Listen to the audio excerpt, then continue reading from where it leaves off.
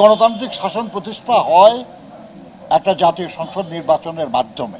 একটা দৃষ্টান্ত খালি বলি আপনাদের, যেমন ধরেন আমরা যে এক দফার আন্দোলন করছিলাম অনেক দিন আগে, আমরা কিন্তু এক দফার আন্দোলন শুরু করেছিলাম। এটা জুলাই মাসের শেষের দিকে এসে আমাদের বৈষম্য বিরোধী ছাত্র আন্দোলনের পক্ষ থেকে এক দফা ঘোষণা করা হলো আগস্টের প্রথম দিকে।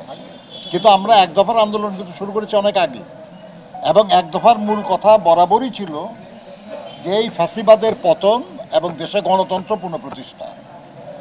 এটাই ছিল এক দফার মূল কথা আর কি। এটা একটা অংশ আমরা অর্জন করতে পেরেছি।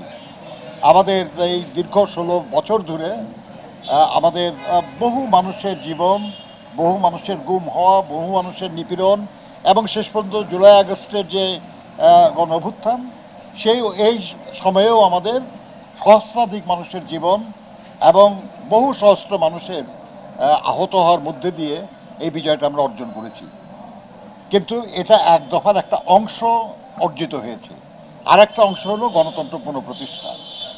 এবং আমরা সবাই জানি যে গণতন্ত্র পুনঃপ্রতিষ্ঠা মানে হলো দেশে গণতান্ত্রিক শাসন প্রতিষ্ঠা।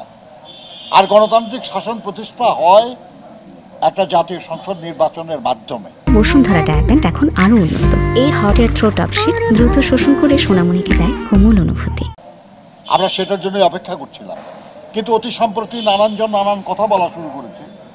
অন্যান্য কিছু নির্বাচনের কথা আলোচনা হচ্ছে, যেটা আমরা মনে করি আর কি, যেটা মানে গোটা যে আকাঙ্ক্ষার সঙ্গে সঙ্গতিপূর্ণ না। এই ধরনের আরও কিছু বিষয় আছে যেগুলো নিয়ে আমরা মনে করি আর কি যে আপনার বিভিন্ন কথা বলা হচ্ছে। আমরা মনে করি আর কি যে 5ই আগস্টের আগ পর্যন্ত বা তার ইমিডিয়েট পর পর্যন্ত আমরা যেমন সবাই একই ভাষায় একই আবেগ নিয়ে কথা বলেছি, এই বিজয়টা সুসংহত করার জন্য এবং পতিত ফ্যাসিবাদ যাতে পুনরায় কোনো সুযোগ গ্রহণ করতে না পারে, সেই জন্য আমাদের ওই ঐক্য, ওই ধরনের চেতনা আমাদের অব্যাহত রাখা উচিত।